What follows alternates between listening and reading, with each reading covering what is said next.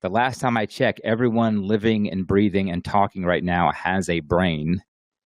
Last time I checked, feelings come from your brain, emotions come from your brain. So guess what?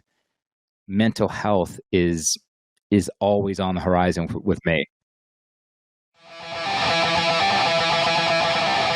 Wits and Weights community, welcome to another episode of the Wits and Weights podcast. Today I'm chatting with certified personal trainer and mental health advocate, Marc Paisant. You'll learn how Marc turned adversity into a mission to raise mental health awareness, including the essential role of physical fitness in maintaining mental health and the importance of seeking support and maintaining balance. We'll explore misconceptions about and how we end the stigma surrounding mental health. Marc Paisant is a certified personal trainer and the creator and host of the 6amrun.com podcast, which I had the honor of being on recently. It's how we met. And the Relatively Normal podcast. In his show, he shares his experiences with ADHD, anxiety, and depression. He shows that no one is alone, and there's always someone willing to listen and assist when it comes to coping and managing all kinds of stress. He's an advocate for therapy and counseling and talks about his years of therapy that he's used to manage his mental health. As a former collegiate athlete, Marc uses physical fitness to assist with his mental health. He has learned that both can be combined and used to help work through any life issue, and his goal is to inspire others to ask for help and to end the stigma when it comes to mental health and awareness. Marc, thank you, man, for doing this, and welcome to the show. Philip, I appreciate it. This is my honor. I'm looking forward to the conversation. Cool, man. So I really do want to learn about your story. You know, you've turned this personal journey of yours, managing ADHD, anxiety, depression, into a platform for raising mental health awareness. Can you walk us through the key moments of that journey and how they've shaped your current mission? Oh, wow. Well, you know, I mean, there are key moments. You're absolutely right. And it's, at the time, I didn't know they were key moments. Like, Fair point. In my life. In hindsight, right? Yeah, hindsight. You know, growing up, and I won't spend too much time on it, but growing up, I was a very sensitive kid. I mean, I was an athlete. I was, you know, one half of a set of twins. And, you know, Michael and I played basketball and soccer growing up, went to the same schools, you know, for the most part, had the same friends, and we were just known as the twins, and we couldn't have been, you know, more different because, you know, he had that quote unquote, that alpha male personality, that macho guy. He, you know, he didn't really show a lot. And he was really the for, you know, for sake of not finding a better word, the masculine one and the traditional masculine one, where I was the one that was, you know, would be sensitive, would cry, you know, I was the one that always wanted to, you know, show emotion. And, you know, growing up, I thought, you know, something was wrong with me. I thought that was the wrong thing. I always tried to be like him, even into my early 20s and late 20s, probably, be honest with you. And there's a lot of comparison internally, externally. He got better grades. He excelled in sports faster than I did. And then he got a lot more attention from the girls when we were younger. So at that time, like, self-esteem is just, I mean, on the outside looking in, you would think everything's great with this guy. Like, he plays, you know, goalkeeper. He plays basketball. He's got a lot of friends. He's very personable. He has, you know, he makes people laugh. But, you know, the masking started at an early age.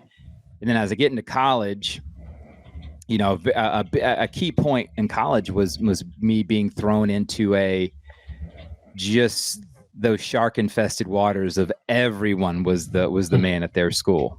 You know, my guy, I was all state goalkeeper. I was, you know, all county in soccer. I was recruited, and you go to a place like Clemson where everyone was that and more. And I really couldn't handle it, to be honest with you. So that was my first take at therapy, because I didn't know what else to do. I had no one to talk to. I didn't think anybody wanted to listen. And I finally started just that journey for self-exploration and understanding that I could write my own story. Like, I could make my own happiness. I didn't have to look for external motivations. And now fast forward into my adulthood, you get out of college and you probably did the same thing. You're looking for a job, trying to put your stake in the ground, trying to figure out who you are.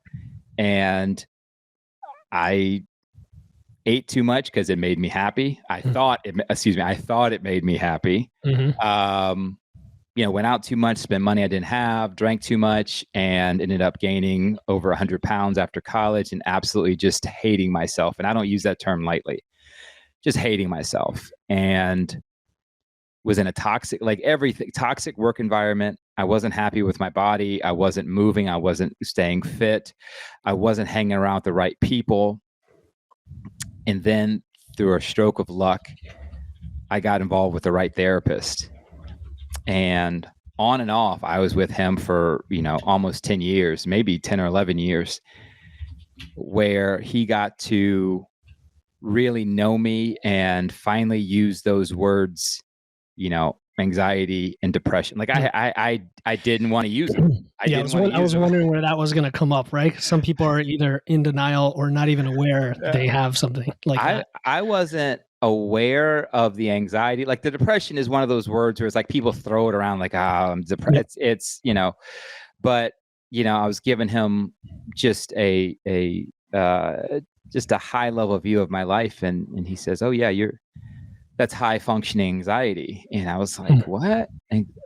And he explained it to me. I was like, I've had that since I can remember memory. Like I've had that. And I'm like, no, not everyone thinks like this or has these ongoing emotions and feelings. He's like, no, this is not everyone, but it's you. So let's work on it. So since then, I've, as you said, I've been an advocate for therapy. I've been an advocate for people finding the right therapist, because a lot of people go in the first time and they just don't feel a vibe. They don't feel comfortable with that therapist, and that's fine. I mean, there's no such thing as a bad therapist. There's just a bad therapist for you. And so that's kind of what got me here. Cool. Yeah, there's a few things there. And that last comment you made about the right therapist, getting involved with the right therapist, I was going to ask about that because I didn't know if that was a deliberate choice of words. And it sounds like that's pretty critical to your past and also how you help other people. So just dig into that a little bit more.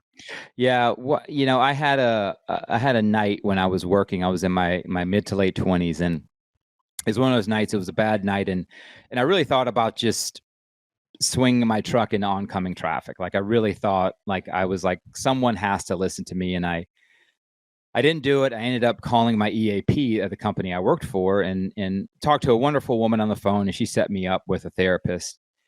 And it was the quintessential therapist that you see, where there's the couch and the corduroys and the loafers and the notepad and all that stuff. And, I'm talking to him, and I don't really feel like he's hearing what I'm saying. Like he's doing his job, but I don't really feel like I have a connection. So the third session comes up, and he kind of ends it with like, well, okay, that's all the time we have, and that's all your EAP affords. And I was checking the box. Exactly. And I listen, and people have to understand, like when you're a therapist on these programs, you don't get paid as much per hour. Like I understand that part, but you have the ability to say that and say, hey, I can refer you, or you can go through your insurance company. I don't accept your insurance. Like there's so many things you can do. So I had a really bad taste in my mouth for therapists at that time. And I thought that I was just broken. And I got fired from that job, and I totally deserved it. And I went to a job that had a manager who cared about me and wanted me to succeed. But I still had these feelings that I was going through, and I go through EAP again. And that's when I find Dr. Nedler. And I remember going through like 6 or 7 sessions with him thinking, okay, when is this going to end? Like, when is this going to end? And I said, one time I was like, okay, so I guess we only got a couple more of these. And he stops me. He's like, what are you talking about? I was like, well, it's EAP. And he's like, no, 1, your insurance covers this. And 2, we have a lot of work to do. And I'm going to be with you until we take care of your triggers and get some coping mechanisms, but don't worry about that at all. And it totally like changed my perspective on therapy, and he's a great guy, and we've had a bunch of sessions, and it's one of those things where I'm glad I gave it another chance. One of the things I wanted to ask you about today was asking for help, and this ties into that because your story reminds me of so many I've heard where there's various forms of either incompetence or gaslighting or just not a good fit. I mean, that can happen, right? It's just not a good fit. Even with therapy, I've heard stories where just the approach that the therapist takes, even if they do listen, can be a game changer from one person to the other. So, I mean, who do you rely on most now? I guess that's one question I have. And then how can others reach out for help?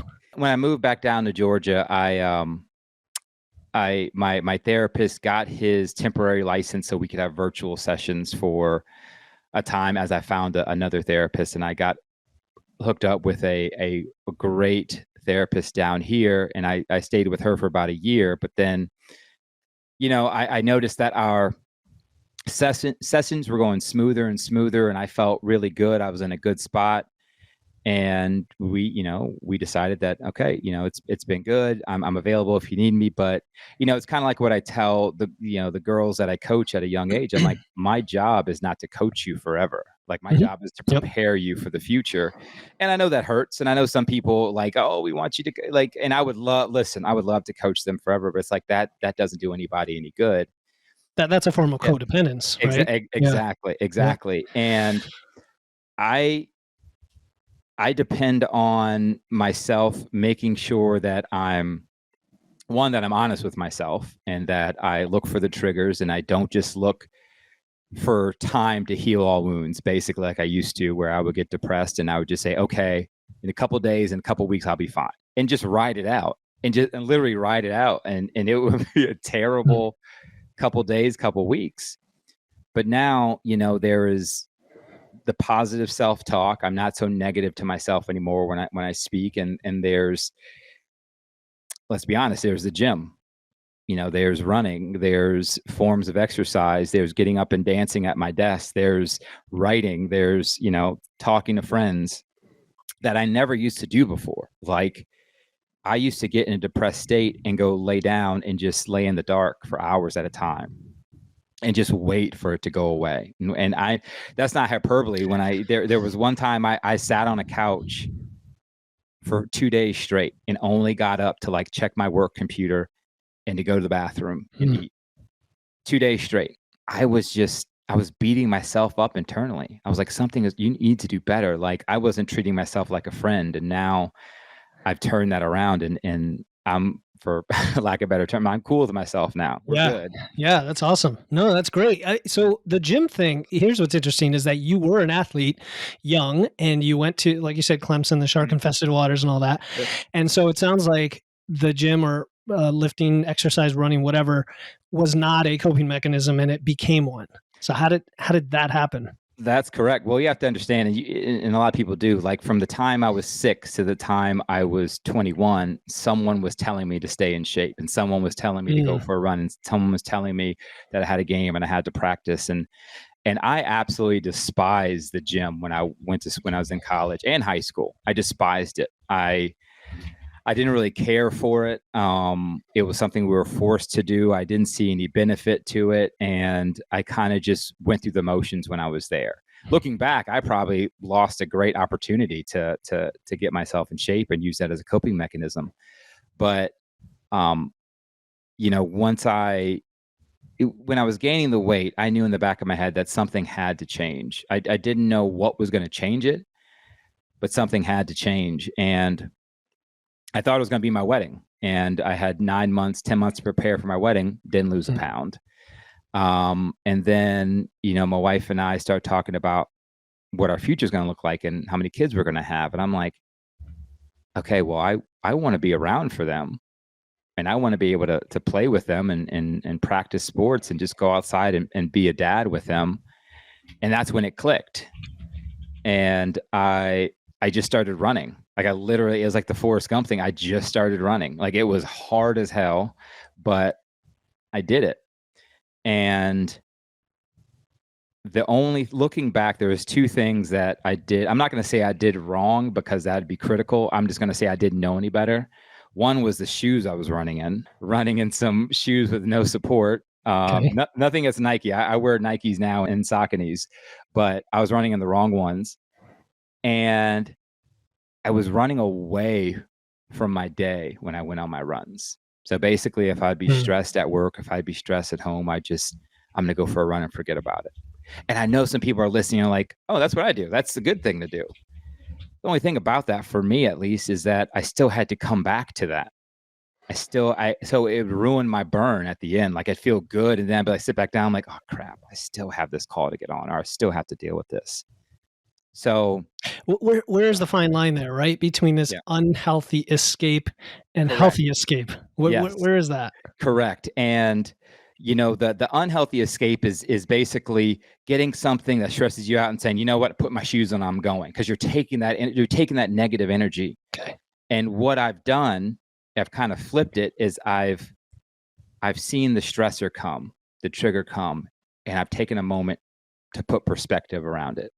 How big is this? Is this going to ruin my day? Is this going to burn the house down? Is this, whatever? Oh, it's not. Okay. I need to reframe. I need to refresh. Let me go for the run. Let me hit the gym, and I'm going to lean into it.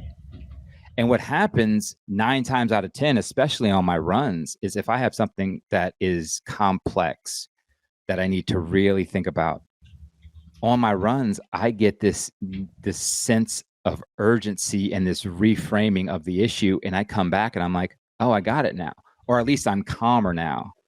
I don't try to not think about it during my run. I actually lean into it now.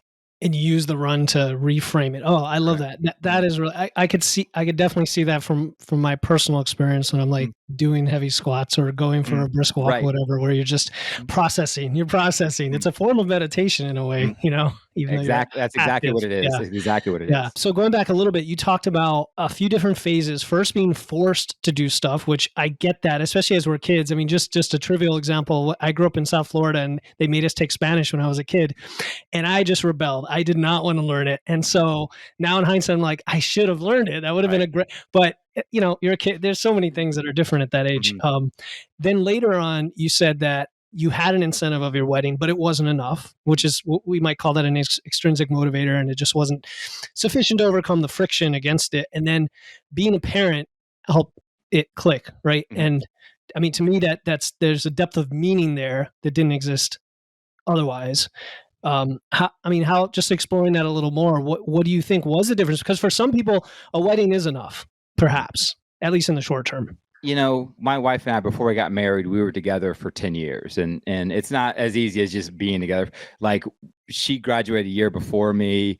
We live separately. We live in different states. It's like when you add it all up, we were together probably less than 5 or less than 4 together. But we were pretty, we knew each other. We were comfortable with each other. Like there was nothing we didn't talk about. She saw me at the skinniest, and she saw me gain this weight.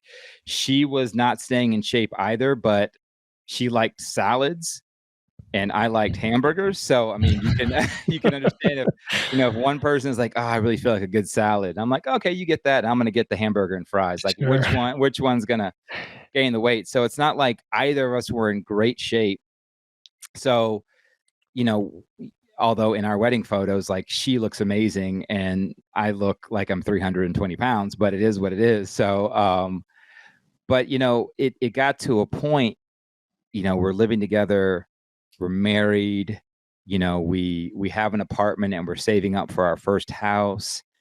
And like, life is starting to click, because it's like, wait a second, like you got married, like, you're about to own a home, your kids is next. Like, it all started, like, something hit me where it was like, I want to coach. Like, I want to be the good dad. I want to be the dad that goes out and play. I want to go to the beach with them. There's so many things that I want to do with these kids, that these people I don't know yet, but I don't have the energy to even walk for 5 minutes now. Like, I'm not comfortable taking off my shirt at a beach right now. Like, and I'm not saying, if you're a big guy, don't do that. Like, live your life, like, love yourself. Like, sure.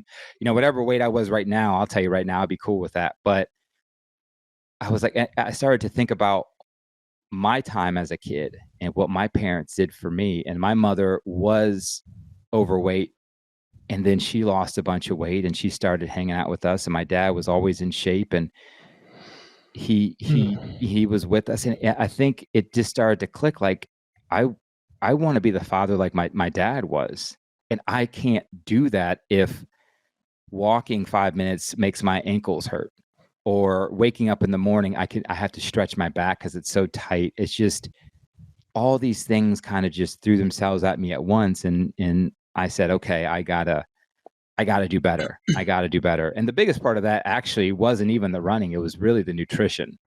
Yeah. And that was a huge part of it. And my wife helped me out a lot with that. We downloaded an app, we started counting calories, we started counting, carbs and sugars and sodium, things like that. And once I made that switch, like, I dropped 75 pounds in 9 months. Yeah, you So, found a way to do it. yep. Well, however you did it, you found a way. Mhm. What roughly how old were you then, if I could ask?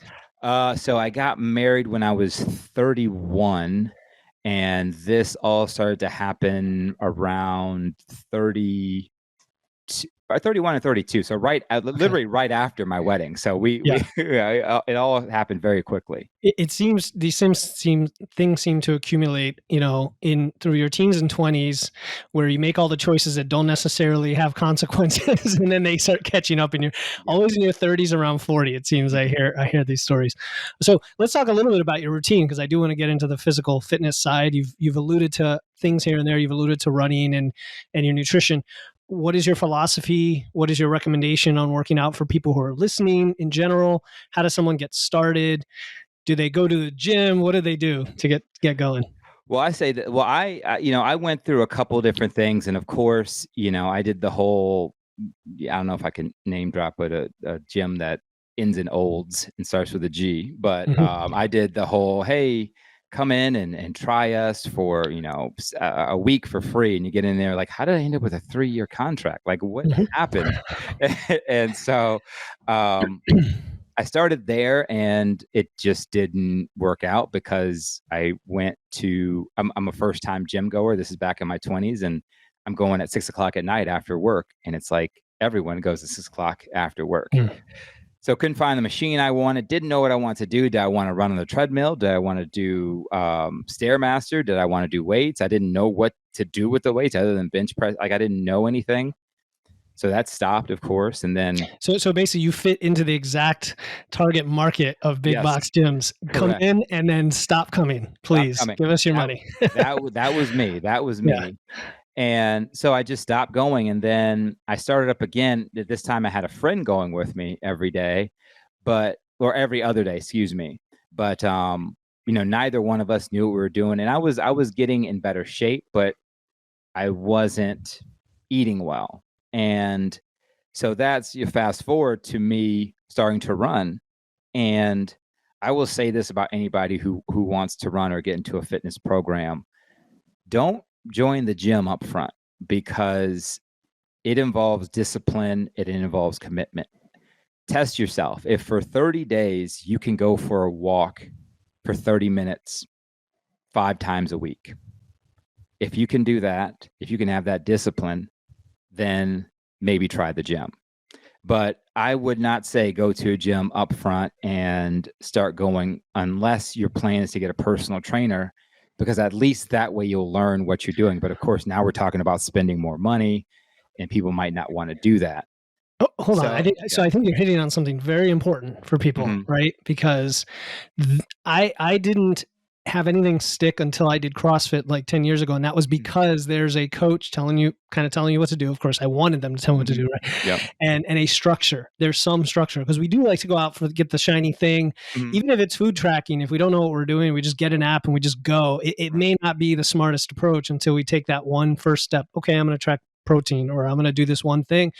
Habit stacking, the traditional, like, take baby steps and then it Mhm. eventually builds. So I think that's really important. So don't necessarily just go to the gym. Figure out what you want to do and take one step first and eventually get there. Yeah. Yep. And a lot of us have friends that have gym memberships that they tell us all the time they're going to the gym. Like, if that is the Mm. case, go as a guest a couple times. Mhm. Go, Mhm. don't just go and jump in, head first, because that's where most of the failure comes from. And it's kind of like I equate it to a New Year's resolution where, every year someone has decided that they're going to get in shape, they're going to eat right, they're going to Yep. save money, they're going to get the new job, they're going to marry. They're all these, like, it's all these things on, like, what do you think changes you from December 31st to January 1st? Like, you're the same person. Mhm. So it has to be baby steps. And the reason I say this is, one, I've been through it. And two, this is how you set yourself up for success. This is how you do it. Now, there is someone I know people personally who have gotten that gym membership January 1st, and then you see them in June, you're like, oh my God, you did it. Mhm. But of the people who do that, 7 out of 10 of them revert back because it's not sustainable what they're doing. What we're trying to do is build sustainability. And that's what a lot of coaches will talk to you about. Once you've reached your target weight, target goals, target fitness level, whatever it is, like, the good coach will have already talked to you about sustainability before Yep. then. And that's what, I'm training my sister right now. And, she's made very good progress in the few months we've been together. But at the beginning, she had this unhealthy approach to it where she just wanted to, like, lose this part of her body and lose this weight and fit into this and blah, blah, blah. And I told her, I was like, I can get you down in weight if that's what you want. But one, I guarantee you're not going to like me. And two, it's not going to be sustainable. Like, if you want to do hard cardio every day and then, limit your calories to 1,000, like, we can do that, but you're going to be hungry all the time. You're going to be grumpy. Your mind fog. It's going to be hard to work. It's going to be, I went through 9 months of that. Tell me about it. Yeah. And you because you said getting a trainer can be not a shortcut, but getting a trainer can at least help you go to the gym or do a program or something like that. As a coach, I would never have somebody dieting until at least 6 to 8 weeks in. Yeah. And that's a coach. And that's somebody who I'm going to get you the result as fast as possible versus doing it yourself. And yet still, you're not going to be dieting for at least 6 to 8 weeks, if at all, because you may realize building muscle is more fun. But the only thing I asked my sister to change is when she ate, and to understand where the sugars are coming from.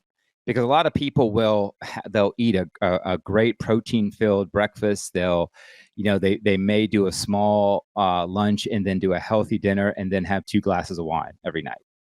So you said when she ate and sugar? When she ate and the sugar, where the sugar is coming from. Was the when to get her to just be aware that she's eating when she didn't realize she was, like, unconsciously? Correct.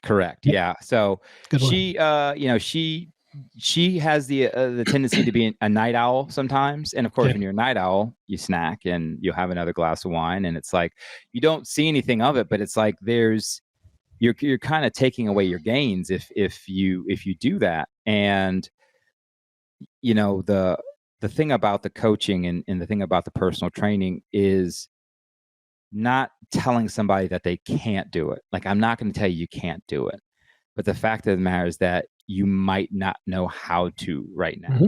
Like, I didn't know how to cope with my triggers until I went to a therapist. I didn't even realize I had high functioning anxiety. I didn't know that was a thing.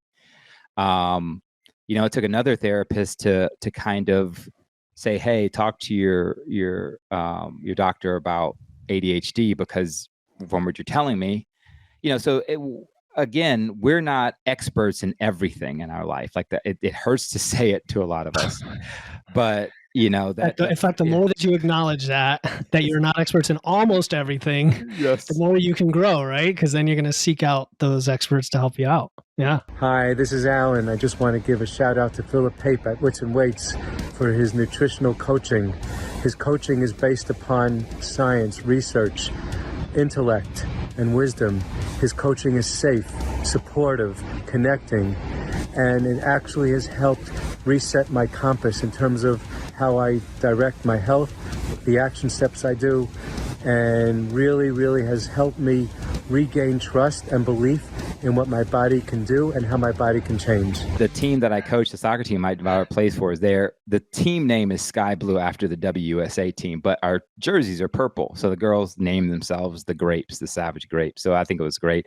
So we thought of an acronym for grapes, and the A in the grapes stands for accept that you don't know everything. That is Okay. what it stands for. Because once you accept that, then you're open to learning.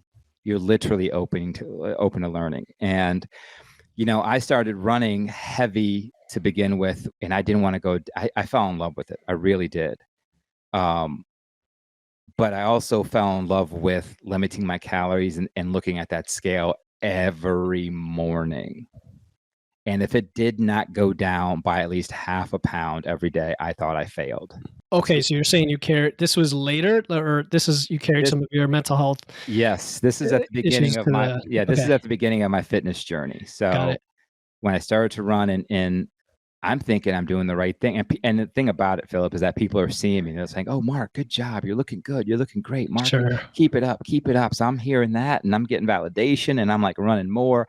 I do a 5K, I do a 10K, I do a half marathon. I'm killing it. And then one day I hear a snap in my foot when I'm running. And I'm like, no, it's not that bad. It's not that bad. I'll walk home and I'll just ice it. I'll be good. A week goes by. I can't walk on it. Go to a podiatrist. He's like, "Oh, I think you just did this. Let's wrap it." He wraps it. And I go on vacation. I come back, still swollen. I finally go to ortho. He's like, "Yeah, you broke it. Mm-hmm. You broke it. And you're going to need surgery. You're going to need 2 pens in your foot. So when can I run?" Like, that's so, of course. when can I? He's like, "Well, after the surgery, you're going to be in a soft cast for 2 weeks. Then you're going to be in a hard cast for 6 weeks. Then you're going to be in a walking boot for 6 weeks. And then you're going to be in PT for 3 or 4 months." So he's like, minimum 6 to 9 months. And I was like, my life was running at that time. I had, but like you talk about CrossFit and the people who are just like, that's their religion. Running was my religion. Mm-hmm. I could do I didn't want to go to the gym. People were like, "Oh, you should try swimming." I don't want to swim. I want to run. And now it's just ripped away from you. Ripped away from me. So I go through that process. I gain about 40 pounds back.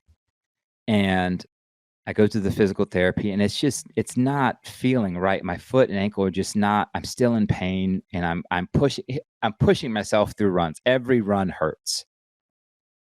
So finally I go back to my doctor. I'm just like, I don't know what else is going on. And he tells me like, I need to go back in. Like, I don't know what happened. I need to go back in and show me where the pain is real quick. And I showed him on the side of my foot. So he goes on my ankle and he goes in and he gives me a microfracture and cleans up a bunch of cartilage damage and it was just, thank God, like he said, ask that one extra question. And this was scoping, so it was in and out, and within 2 weeks I was walking and I was like, all the pain is gone. I started running again, and this is where like things get bad because I start starving myself and I start running about 120 to 150 miles a week. Oh man. And I'm 6'5", and I get down to 206. And I still want it. And my wife looks at me and people look at me like, "Okay, like you're good." And I looked at myself in the mirror. I'm like, I still don't like this. Like, I didn't like 320. I don't like 206. Something's not clicking. And finally, one day I said, and I'd been to the gym again, same thing I told you before is, I didn't know what to do. I was like, I'm just going to do it. I'm just going to get a physical. I took the time to work on my mental health with a therapist who was a mental coach. I need to do the same thing for my physical health.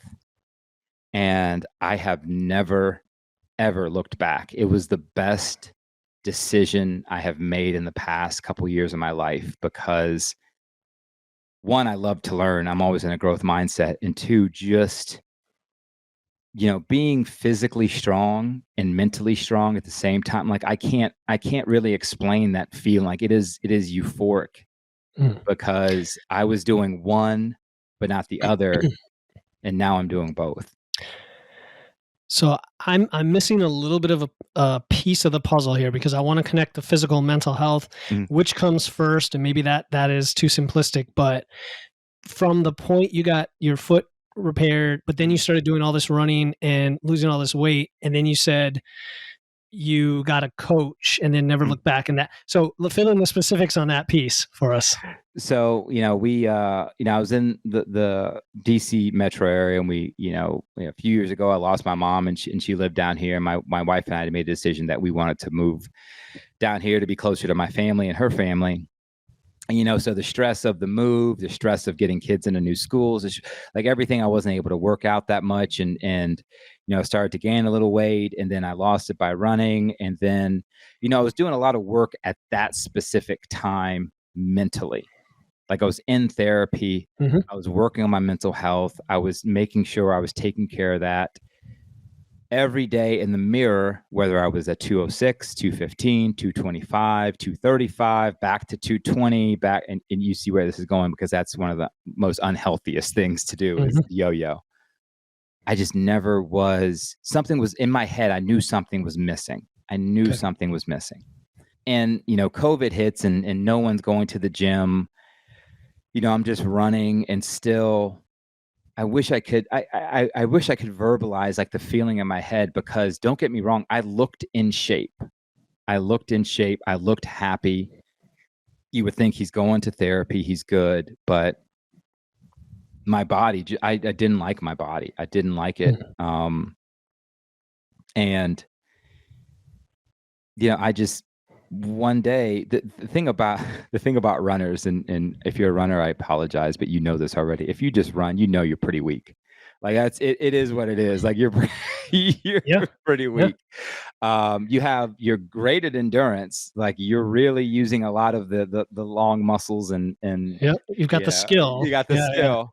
But oh my goodness, like I went to bench press, and I put just one plate on, and I was like, oh my God, this is heavy. Like this is why is this so heavy? Okay, so that's what we're talking about is strength training, because that's where I didn't connect the dots. Okay, yeah, it was strength training, and you speak my language. So yeah, exactly. So I just and I made the decision. I was like, I'm gonna, and what happened, and I'll tell you right what happened is I went into my first training session, and it was only 30 minutes, and I felt like I'd been there for hours, because this guy was just killing me. I thought he was killing me, but I was just weak at the moment.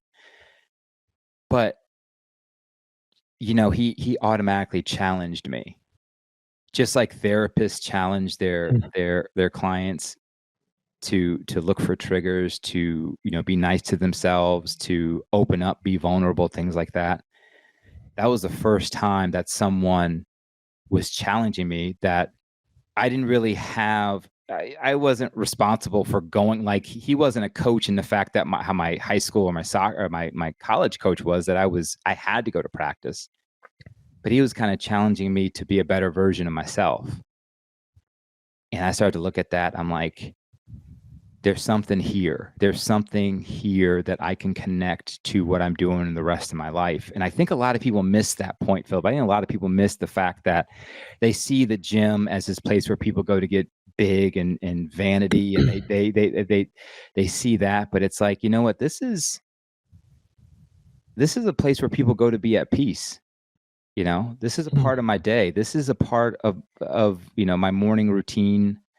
This is a part of my relationship with my sister. This is a part of, me being a better version of myself. And I think people don't realize that until they're involved with it. Yeah, man, I totally agree. And those of us who, I was never an athlete, and then it wasn't a vanity thing because I just never thought I could aspire to that. And then when I got into lifting, definitely the side benefits are physical manifestation of your health. But you and I were, I don't know if we were talking here. Oh yeah, early in the show about meditation, about lifting being a form of meditation. And actually my friend Carl and I, who we both know, we're talking about that on his show or my show, one of our shows, about how you just get in the moment, and it's not just the act, right? It's that you are changing something about you permanently and growing. And I guess I don't know much about running other than I've done it over the years and never liked it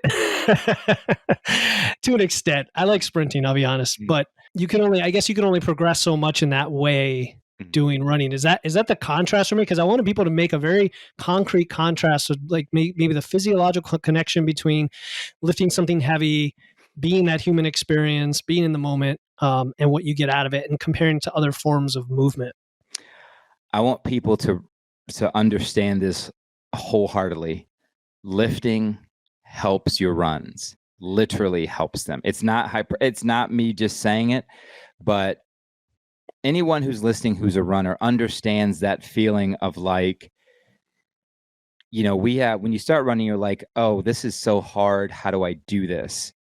And you have this thought in your head, like, okay, it's going to get easier and easier and easier. The runs, if you don't do weight training, the runs never get easier. You literally are just pushing yourself through all the time. Like I literally thought to myself, like, okay, it's going to, and mentally I was just exhausted because I'm telling myself to keep going and keep going and keep going, because you don't understand like how much of your core, how much of your hips, how much of your upper body that you actually use when you're running. And I started to build that little bit of core strength in the first couple months of working out in the gym. Every one of my runs was easier. Every one of my runs was easy. And I was going the same speed, going the same distances. And it was all because I built up the other muscles in my legs, my core strength. And I can tell you right now, running doesn't really help you with the weights. Actually, it does the opposite. It kind of kills your gains. I'm sorry. It's true. Yeah. It does. I've lived it. But lifting helps your runs. It's amazing.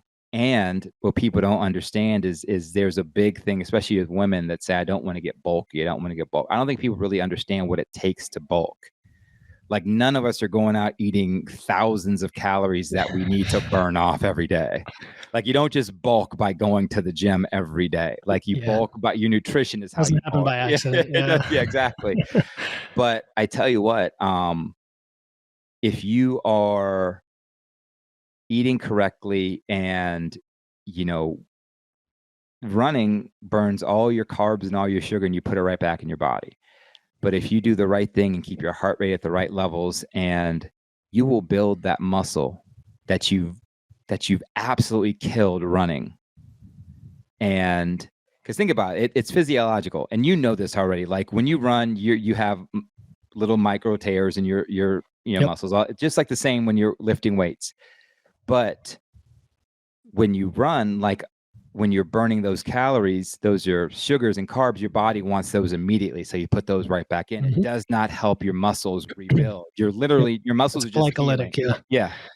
But when you do the weight portion of it and you fill that with proteins, amino acids, the fats, things like that, and you actually start building that muscle, it's an amazing feeling. And I think people really should at least try that. You don't have to go heavy. Like no one's telling you to go heavy. I'm not telling you to get I am. Just kidding.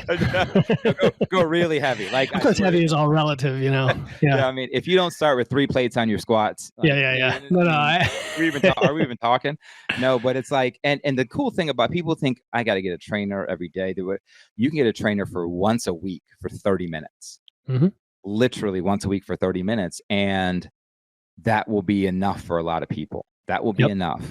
And trainers are great too. They're like, if you ever need any help, like text me or call me. Like my trainers, we're friends now. His daughter plays on a basketball program that my daughter plays. We see each other. Like we're friends now. He's cool as hell.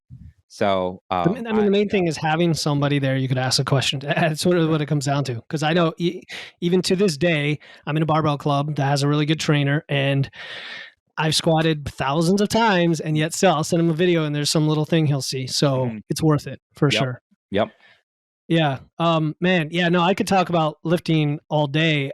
With the running, one other thing that came to mind is how muscles are also a glycogen sink, so when we're talking about blood sugar control and all that, it's really, really helpful. But running, I mean, it's, you're doing a million partial squats, right? Yep. as you run. So even if you don't run, all of a sudden you get stronger. Everything in your life, including running, just feels lighter and easier. Yes. Yep. Right? Don't we all want that? Like we want to be capable. Mm-hmm. So, and then it ties into the mental health. So let's segue back to that. We talk about mental health. We talked about psychotherapy and counseling, kind of the more serious aspect of when people have a real issue that they have to deal with. How can someone be aware of that and know that they need counseling? And then what are your thoughts on the psychotherapy? We talked about it a little bit, but just if there's more to touch on that. Well, here I'll start by saying this: everyone could benefit from counseling or therapy. Everyone could do it. Like it's not when you mention that I'm trying to get rid of the stigma on mental health, like part of that is understanding that when we bring up mental health, it doesn't have to be this depressing, sad, fair point, man. You got me on that. Yeah, fair point. And the thing, but it's not you. It's like we see it everywhere, where it's everything that happens negative in the world or in our lives. Like that's when we start talking about mental health. That's when we start talking about, oh, do you see a counselor? That's like that shouldn't. I don't just go to the gym when I'm weak. You know, I'm going. I went today, and I think I'm pretty strong. Like, but because it's that maintenance of your life.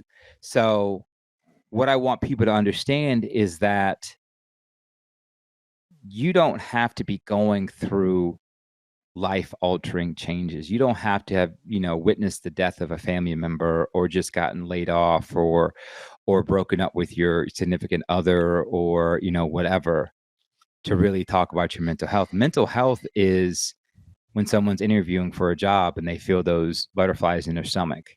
It's when you wake up in the morning and you think, okay, I gotta, today is going to be the day that it's mental health is all the time.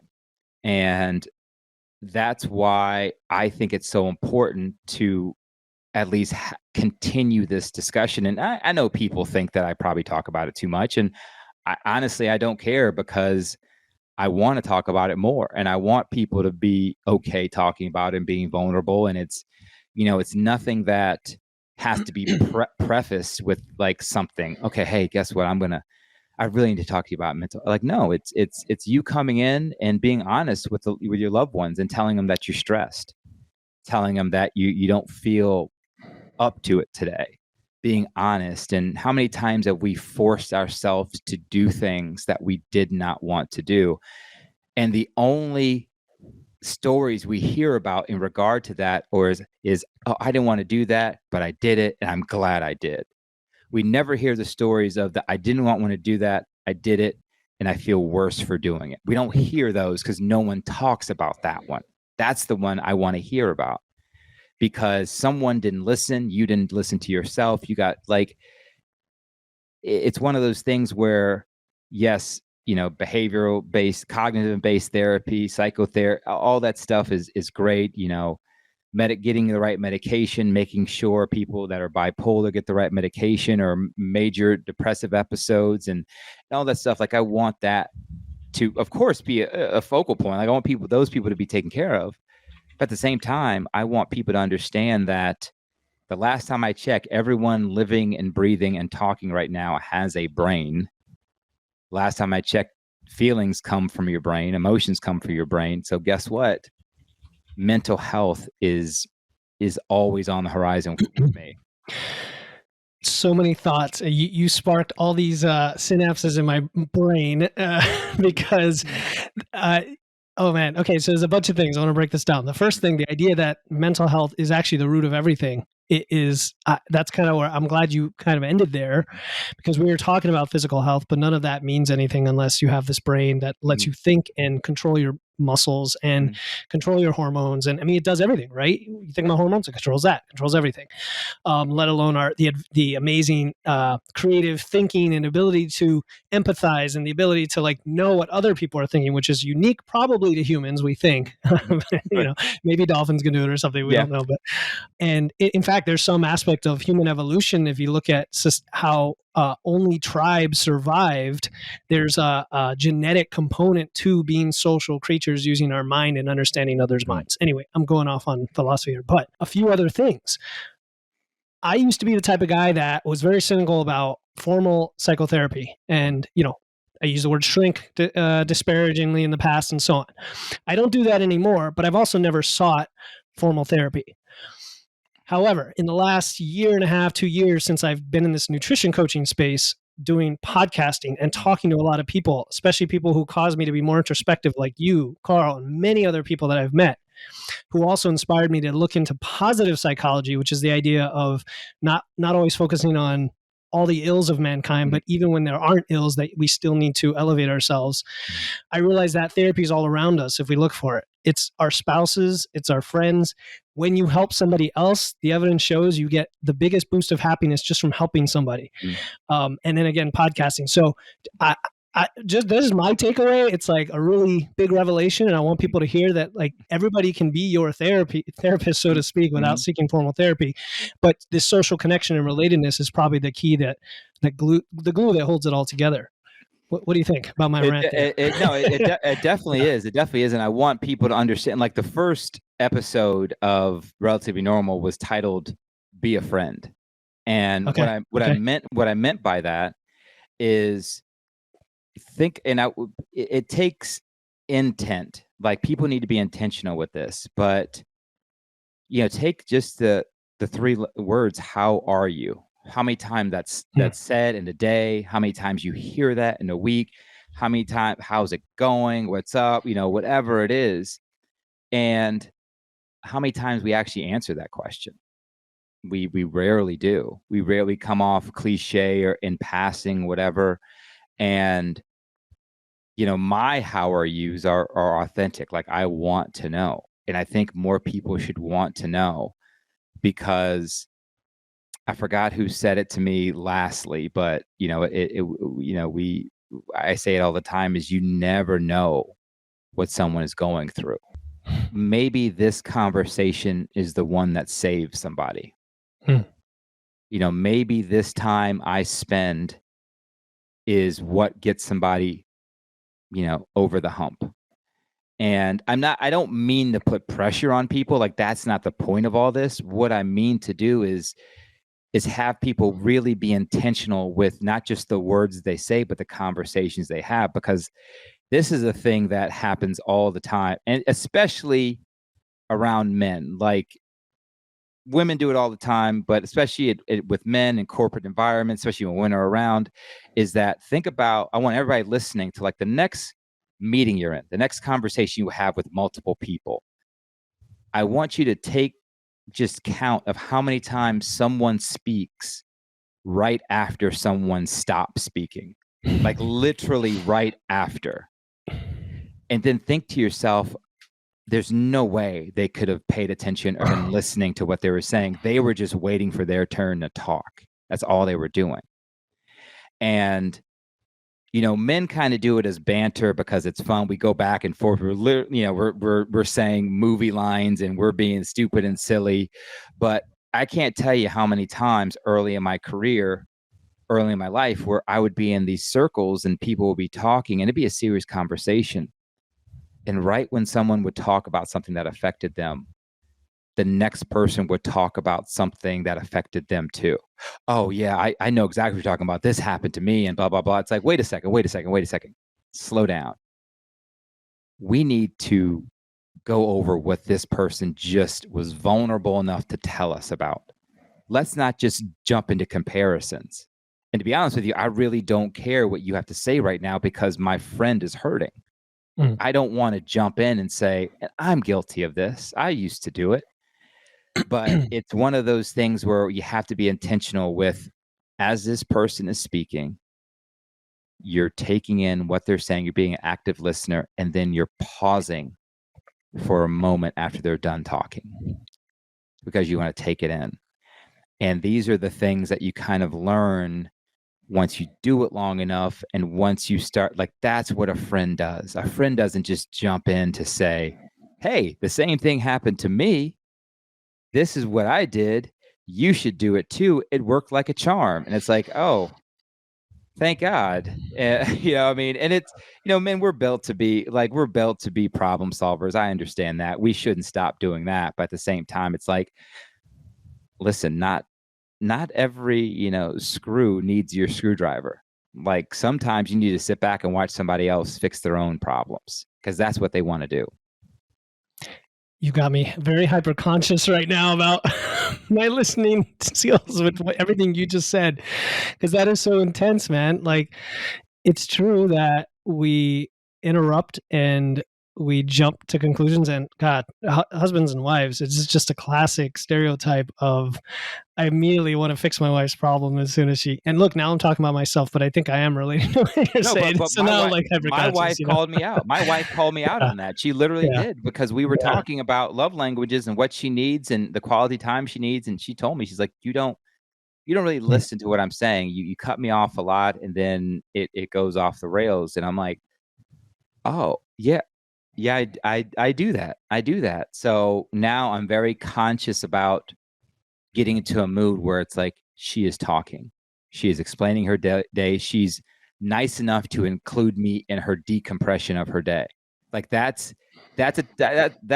only I get that. Like only I get that in this world. I'm the only one that gets that, and I'm taking this for granted. So it's a precious thing. Yeah, it really is. It really is. Wow, it's a lot for people to think about, and all this stuff.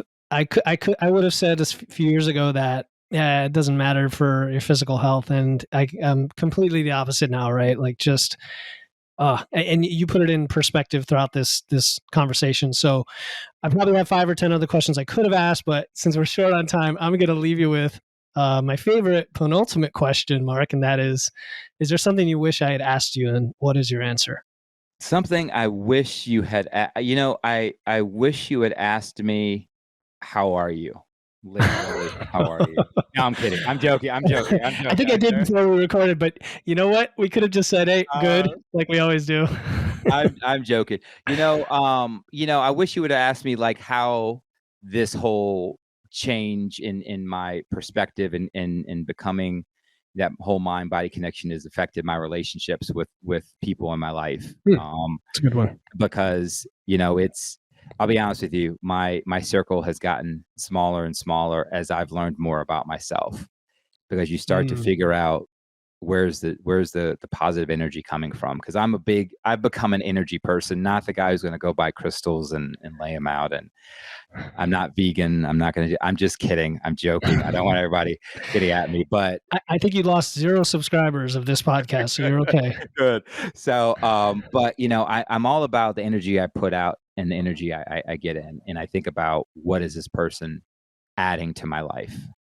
Because I know I'm confident enough to know that I add to other people's lives. And that's not me being cocky. That's just me knowing what I'm worth.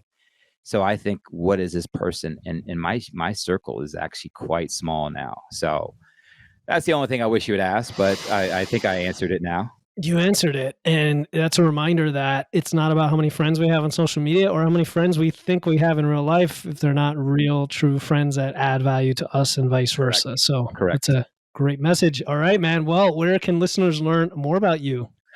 Well, I'm usually on either Instagram or LinkedIn. I do a lot of work on LinkedIn because I like that platform. And but IG, you can find me at Paisant_fitness for the physical fitness part. And you just go to Relatively Normal Podcast on IG to find more about that. And of course, you can head up to 6 a.m. Run on Instagram, as I am the ambassador and host of that show too. So doing a lot with 6 a.m. Run right now. So I really like that company. And I think it's not just about running. I mean, a lot to do with running, has a run in the title, but really good people, really good community, and a lot of good motivation there. Agree. Yeah. And I encourage everybody who's listening to follow those podcasts. It's very easy to do right now. I was on 6 a.m., which I was surprised because I don't run. And you're like, this is not just a running podcast. And it worked out really well because I got to meet you, a very special guy with a wonderful story. And I think people will get a lot from this episode. So thank you so much for coming on. I appreciate it, Philip. You take care of yourself.